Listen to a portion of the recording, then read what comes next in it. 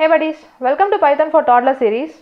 So previous video la நம்ம என்ன program பார்த்தோம் அப்படினா ஒரு இயர் நம்ம கொடுத்தோம் அப்படினா அது லீப் இயரா இல்லையாங்கறத கண்டுபிடிக்கிறதுக்கு எப்படி நம்ம பைத்தான்ல கோட் எழுதணும் அப்படி நம்ம பார்த்தோம்.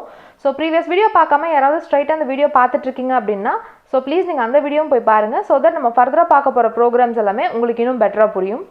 ஓகே, இன்னைக்கு வீடியோல நம்ம என்ன பார்க்க போறோம் அப்படினா ஒரு string வந்து palindrome இல்லையாங்கறத எப்படி நம்ம செக் பண்றது அப்படி தான் பார்க்க போறோம். ஓகே, Jupyter notebook ஓபன் பண்ணிக்கலாம். So first நம்ம பைத்தான்ல ஸ்கிரிப்ட் எழுதுறதுக்கு முன்னாடி palindrome அப்படினா என்னன்னு ஃபர்ஸ்ட் தெரிஞ்சுக்கலாம் so that நாம தெரிஞ்சிட்டோம் அப்படினா அதுக்கு அப்புறம் நம்ம ஸ்கிரிப்ட் பண்றதுக்கு ரொம்பவே ஈஸியா இருக்கும். So ஒரு string வந்து palindrome இல்லையாங்கறத எப்படி செக் பண்ணனும்ங்கறத ஃபர்ஸ்ட் பார்க்கலாம். So இப்போ நான் ஒரு string வந்து எடுத்துக்கிறேன். என்ன string எடுக்கிறேன் அப்படினா மேடம் அப்படினு ஒரு வேர்டை நான் வந்துட்டு string-ஆ எடுத்துர்க்கேன். So இந்த வேர்ட் வந்து நான் என்ன சொல்றேன் அப்படினா இது வந்துட்டு palindrome அப்படினு நான் சொல்றேன். So எதனால palindrome அப்படினு சொல்றேன் அப்படினா இந்த string-ஐ நீங்க லெஃப்ட்ல இருந்து ரைட் படிச்சாலும் சரி இல்ல ரைட்ல இருந்து லெஃப்ட் படிச்சாலும் சரி உங்களுக்கு லெட்டர்ஸ் வந்துட்டு ஒரே மாதிரி தான் இருக்கும். இங்க பாருங்க இது ஃப்ரண்ட் அதாவது லெஃப்ட்ல இருந்துட்டு ரைட் படிக்கலாம். So M A D A M madam அப்படினு தான் வரும். இப்போ ரைட்ல இருந்துட்டு லெஃப்ட் படிக்கலாம் M A D A M madam. So ஒரே மாதிரி தான் வரும். So லெஃப்ட்ல இருந்து ரைட் படிச்சாலும் சரி ரைட்ல இருந்து லெஃப்ட் படிச்சாலும் சரி நமக்கு லெட்டர்ஸ் ஒரே மாதிரி இருந்தது அப்படினா அந்த மாதிரி ஸ்ட்ரிங்ஸை தான் நாம வந்துட்டு palindrome அப்படி நாம சொல்லுவோம். So இந்த மாதிரி வேற என்ன வேர்ட் இருக்கு அப்படினா மலையாளம்ங்கற வேர்ட் கூட palindrome தான். So மலையாளம்ங்கறத நீங்க எப்படி படிச்சாலுமே ஒரே மாதிரி தான் வரும். பாருங்க மலையாளம் இப்படி படிச்சாலுமே இது வந்துட்டு மலையாளம்னு தான் நம்ம ப்ரொனவுன்ஸ் பண்ணுவோம். இது வந்துட்டு இங்க ஸ்டார்ட் பண்ணி நீங்க இப்படி படிச்சாலுமே இது வந்துட்டு நாம மலையாளம்னு தான் ப்ரொனவுன்ஸ் பண்ணுவோம். சோ இப்போ இந்த வேர்ட் பாத்தீங்கன்னா இதுவும் வந்துட்டு palindrome. சோ இப்போ நம்ம பார்த்த இந்த ரெண்டு எக்ஸாம்பிள்ஸ் மூலமா palindrome அப்படினா என்னன்னு புரிஞ்சிருக்கும்னு நினைக்கிறேன். சோ அந்த லெட்டர்ஸ் வந்துட்டு நாம இப்படி ஃப்ரண்ட்ல இருந்து லாஸ்ட் படிச்சாலும் லாஸ்ட்ல இருந்துட்டு ஃப்ரண்ட்க்கு வந்தாலுமே நமக்கு லெட்டர்ஸ் மாறாது ஒரே ஆர்டர்ல தான் இருக்கும். அந்த மாதிரி இருக்கக்கூடிய ஸ்ட்ரிங்ஸ் தான் நாம வந்துட்டு palindromeனு சொல்லுவோம். ஓகே, யூசுவலா நம்ம என்ன பண்ணுவோம் அப்படினா நம்மளோட எக்ஸ்பெக்டட் அவுட்புட்டை நம்ம ஃபர்ஸ்ட் வந்து ஃப்ரேம் பண்ணிப்போம் இல்லையா. ஸோ அதே மாதிரி இந்த ப்ரோக்ராம்க்கும் ஃப்ரேம் பண்ணிக்கலாம். ஸோ கம்ப்யூட்டர் கிட்ட நாம என்ன ஃபர்ஸ்ட் நம்ம தருவோம் அப்படின்னா நாம வந்துட்டு ஒரு ஸ்ட்ரிங்கை வந்து நம்ம கொடுப்போம். ஸோ கம்ப்யூட்டர் என்ன பண்ணணும் அப்படின்னா ஒரு லாஜிக் வந்து பெர்ஃபார்ம் பண்ணணும். பெர்ஃபார்ம் பண்ணிட்டு நம்மளுக்கு அவுட்புட் என்ன சொல்லணும் அப்படின்னா இந்த ஸ்ட்ரிங் வந்துட்டு palindrome இல்லையா அப்படின்ட்டு நம்மளுக்கு வந்துட்டு சொல்லணும். ஸோ இதுதான் நம்மளோட எக்ஸ்பெக்டட் அவுட்புட். ஸோ இந்த லாஜிக்கு எப்படி கோட் பண்றது அப்படின்னு நம்ம பார்க்கலாம்.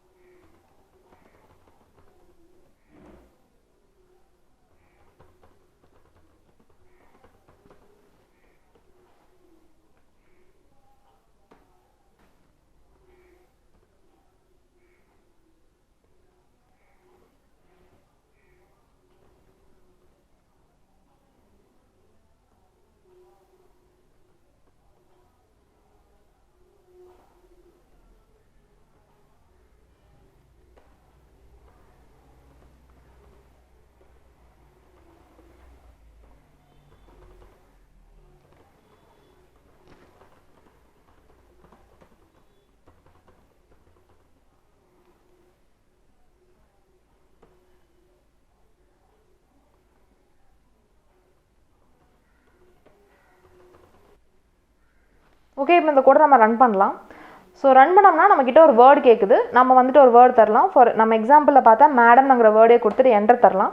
ஸோ என்டர் கொடுத்தோம் அப்படின்னா தி வேர்ட் இஸ் palindrome அப்படின்ட்டு நம்மளுக்கு அவுட்புட் வந்து கரெக்டாக சொல்லியிருக்கு. ஸோ இதே நம்ம வந்துட்டு வேற ஒரு வேர்டு கொடுத்து நம்ம ட்ரை பண்ணலாம். ஸோ சே ஃபார் எக்ஸாம்பிள் XYZன்னு கொடுக்குறேன். இது வந்துட்டு நாட் அண்ட் palindromeனு வரணும். பிகாஸ் இப்படி படித்தோம்னா XYZன்னு வருது, இந்த பக்கம் இருந்து படித்தோம்னா ZYXன்னு வருது. ஸோ இது வந்து palindrome கிடையாது. ஸோ அவுட்புட் கரெக்டாக வருதான்னு பார்க்கலாம். The word is not palindrome அப்படினு நமக்கு அவுட்புட் வந்து வந்துருச்சு. ஸோ இப்போ இந்த அவுட்புட் வந்து எப்படி வந்திருக்கு அப்படின்னு நம்ம பார்க்கலாம். ஸோ ஃபர்ஸ்ட் லைனில் என்ன பண்ணுறோம் அப்படின்னா வேர்ட்னு ஒரு வேரியபிள் ஒன்று கிரியேட் பண்ணி அதில் இன்புட் ஆஃப் ஸ்டேட்மெண்ட் யூஸ் பண்ணி நாம் யூசர் கிட்ட இருந்து ஒரு வேர்டை வாங்கிக்கிறோம். ஸோ இந்த இடத்துல நம்ம என்ன பண்ணுறோம் அப்படின்னா இந்த இன்புட் ஆஃப் ஸ்டேட்மெண்ட் மெயினாக எதுக்காக யூஸ் ஆகும் அப்படின்னா அவுட்புட் ஸ்க்ரீனில் இருந்து யூசர் கிட்ட இருந்து ஒரு வேல்யூவை வாங்குறதுக்காக தான் நம்மளுக்கு இந்த இன்புட் ஆஃப் ஸ்டேட்மெண்ட் வந்து யூஸ் ஆகும்.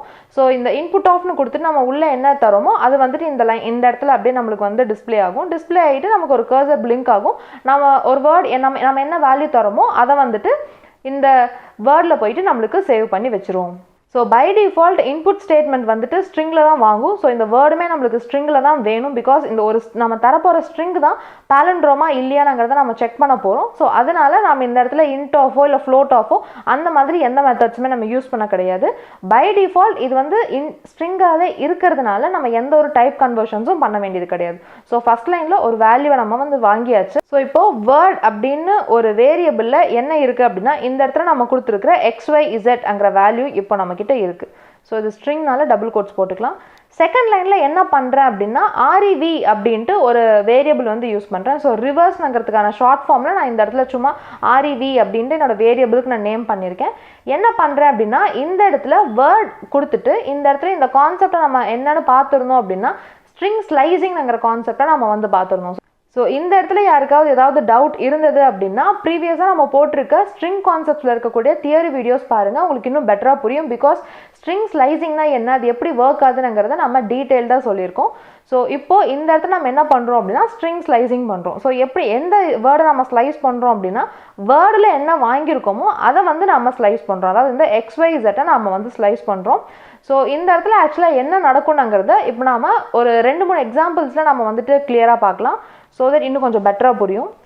ஸோ இந்த இடத்துல என்ன பண்ணுறேன் அப்படின்னா ஒரு வேரியபிள் வந்து கொடுத்துக்கலாம். ஃபார் எக்ஸாம்பிள் S = டபுள் கோட்ஸ்குள்ளே ஹாப்பி அப்படின்ட்டு நான் கொடுத்துட்றேன். ஸோ இப்போது நான் என்ன பண்ணுறேன் அப்படின்னா பிரிண்ட் S ஆஃப் வெறும் கோலன் மட்டும் கொடுத்துட்டு நான் என்ட்ரு தரேன்.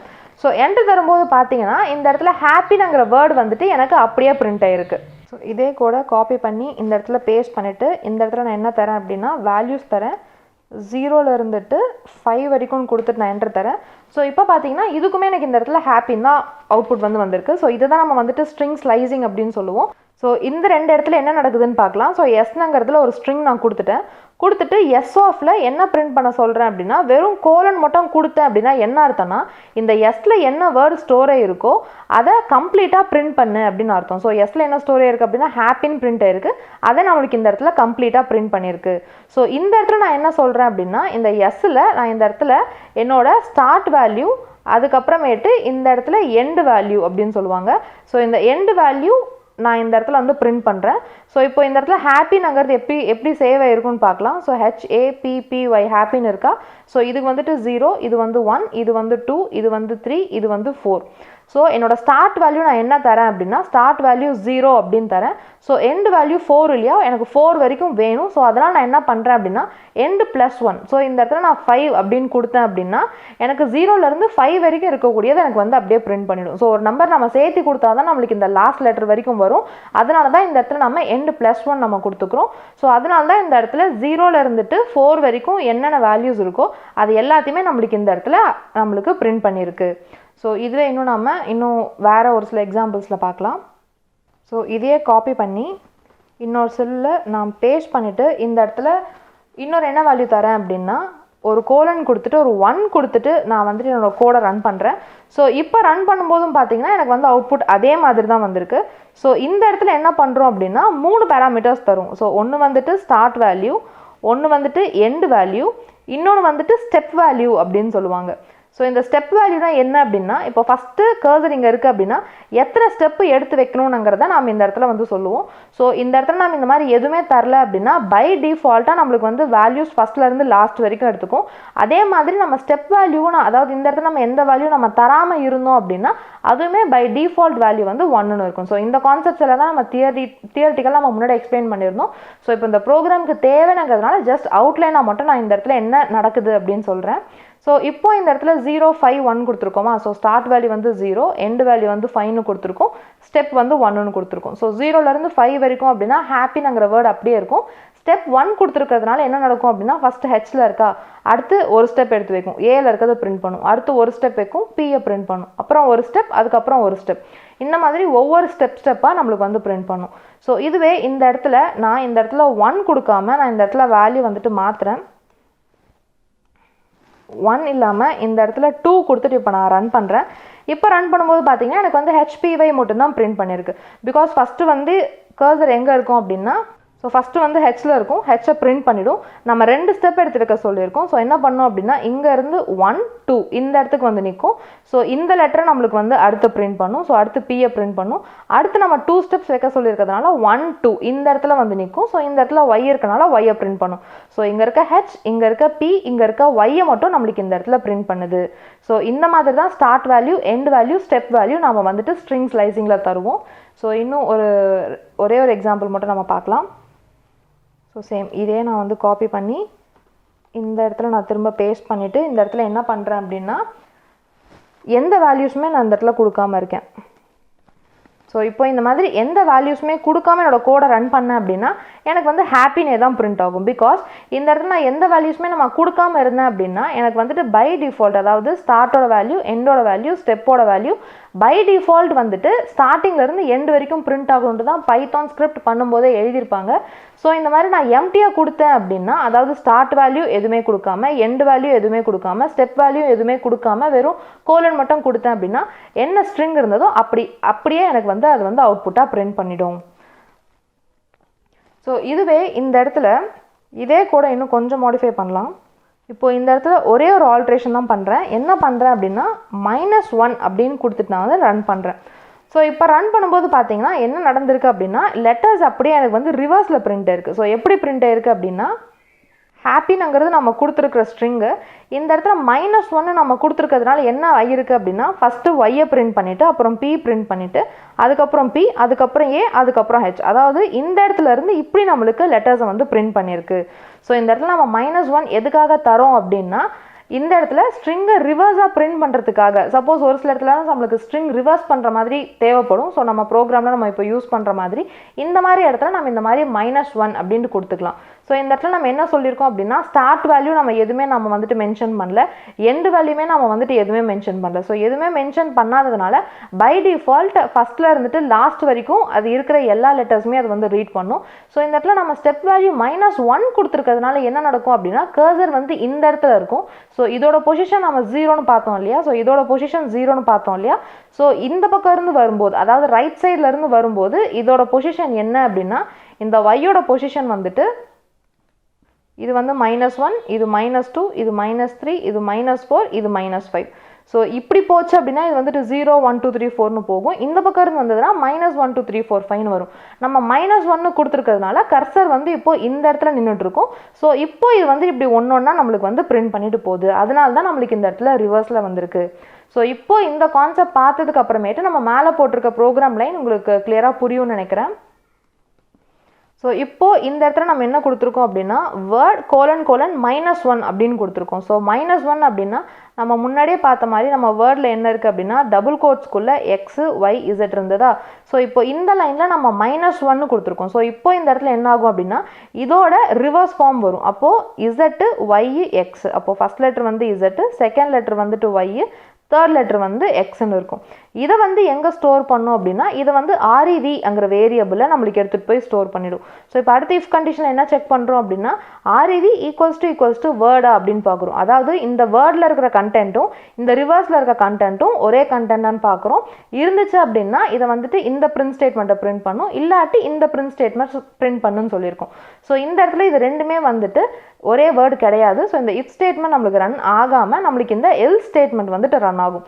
ஸோ எல்ஸ் என்ன கொடுத்துருக்கோம் அப்படின்னா தி வேர்ட் இஸ் நாட் palindromeனு கொடுத்துருக்கோம். அதனால தான் நம்மளுக்கு இந்த இடத்துல இந்த அவுட்புட் வந்திருக்கு. ஸோ இதுவே நாம் இன்னொரு எக்ஸாம்பிள் நம்ம மேடம்னு கொடுத்தோம் இல்லையா, அந்த மேடம்ங்கிற வேர்டு கொடுத்துட்டு இது எப்படி ஒர்க் ஆகுதுன்னு பார்க்கலாம். ஸோ இதுக்கு வந்துட்டு தி வேர்ட் இஸ் palindromeனு கரெக்டாக அவுட்புட் வந்துருச்சு. இது எப்படி இந்த இடத்துல ஒர்க் ஆகும்னு பார்க்கலாம். ஸோ இப்போ வேர்டுங்கிற வேரியபிளில் நம்மளுக்கு என்ன கண்டென்ட் இருக்குது அப்படின்னா மேடம் அப்படின்னு இருக்குது. ஸோ MADAM மேடம்னு இருக்குது. இப்போ இந்த இடத்துல REVயில் நம்ம என்ன பண்ணுறோம் அப்படின்னா அந்த வேர்டில் இருக்க கண்டென்ட்டை ரிவர்ஸ் பண்ணி ஸ்டோர் பண்ணிக்கோன்னு சொல்கிறோம். ஸோ REVயில் என்ன இருக்கும் அப்படின்னா இதை வந்து ரிவர்ஸ் பண்ணி ஸ்டோர் பண்ணும். ஸோ இங்கேருந்து ரிவர்ஸ் பண்ணும். ஸோ MADAM, ஸோ ரிவர்ஸ் பண்ணி ஸ்டோர் பண்ணிடுச்சு. ஸ்டோர் பண்ணதுக்கப்புறம் இப்போ இஃப் கண்டிஷன் செக் பண்ணும். ஸோ வேர்டில் இருக்க கண்டென்ட்டும் ரிவர்ஸில் இருக்க கண்டென்ட்டும் ஒரே கண்டென்ட்டான்னு பார்க்கும். ஆமாம், மேட்ச் ஆகுது, ஒரே கண்டென்ட் தான். ஸோ இந்த இஃப் ஸ்டேட்மெண்ட்குள்ளே இருக்க பிரிண்ட் பிளாக்கை நம்மளுக்கு பிரிண்ட் பண்ணும். So the word is palindrome அப்படின்ட்டு நம்மளுக்கு இந்த இடத்துல பிரிண்ட் ஆயிடுச்சு. ஸோ இந்த இடத்துல நம்ம யூஸ் பண்ணுற கான்செப்ட் வந்துட்டு ரொம்பவே சிம்பிள் தான். இப்போது palindrome இல்லையாங்கிறத எப்படி கண்டுபிடிக்கணும் அப்படின்னா நம்ம ஃபஸ்ட்டு நம்ம பார்த்த லாஜிக் பிரகாரம் ஃபஸ்ட்டு அந்த வேர்டை நாம் லெஃப்டில் இருந்துட்டு ரைட்டு வந்துட்டு நம்ம படிக்கணும். ஸோ லெஃப்டில் இருந்து ரைட் படிக்கும்போது என்ன வருதோ அதே தான் நாம் ரைட்டில் இருந்து லெஃப்ட் படிக்கும்போதும் வருதா அப்படின்ட்டு நாம் வந்துட்டு பார்க்கணும். ஸோ இப்படி படிக்கும்போதும் மேடம்னு வருது, இப்படி படிக்கும்போதும் மேடம்னு வருது. ஸோ இந்த கான்செப்டை பைத்தான் கோடில் போடுறதுக்காக ஃபஸ்ட்டு வேர்டில் நம்ம என்ன வாங்கியிருக்கோமோ அதை வந்துட்டு ஸ்டோர் பண்ணி வச்சுக்கிறோம். இதை ரிவர்ஸில் படிக்க வைக்கிறதுக்காக நம்ம என்ன பண்ணுறோம் அப்படின்னா ஸ்ட்ரிங் ஸ்லைசிங் கான்செப்ட் யூஸ் பண்ணுறோம். ஸோ இந்த -1 அப்படின்ட்டு இந்த ஒரு லைன் நம்ம கொடுத்தோம் அப்படின்னா நம்மளோட ஸ்ட்ரிங் வந்துட்டு ரிவர்ஸில் இருந்து படிக்கும்.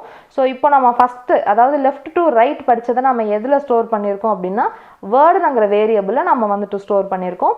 லெஃப்டில் இருந்து ரைட்டு படித்தது இல்லையா, அதை எதில் ஸ்டோர் பண்ணியிருக்கோம் அப்படின்னா ரிவர்ஸ்ங்கிறதுல ஸ்டோர் பண்ணியிருக்கோம். ஸோ இப்போ இது ரெண்டும் ஒரே வேர்டாக இருந்தது அப்படின்னா அப்போ அது வந்து palindrome வேர்டு தானே. ஸோ இந்த லாஜிக்கை தான் இந்த இடத்துல நம்ம யூஸ் பண்ணி கோட் பண்ணியிருக்கோம். ஸோ இன்றைக்கி நம்ம பார்த்த ப்ரோக்ராம் மூலமாக எப்படி ஒரு வேர்டு வந்து palindrome இல்லையாங்கிறத கண்டுபிடிக்கிறதுன்னு கிளியராக புரிஞ்சிருக்கும்னு நினைக்கிறேன். இப்போ நம்ம போட்டிருக்க கோட்ஸ் நான் கிட்டப்பில் அப்லோட் பண்ணியிருக்கேன். நீங்கள் வேணும்னா டவுன்லோட் பண்ணிக்கோங்க. டிஸ்கிரிப்ஷனில் லிங்க் கொடுத்துருக்கேன். Happy learning. Bye bye.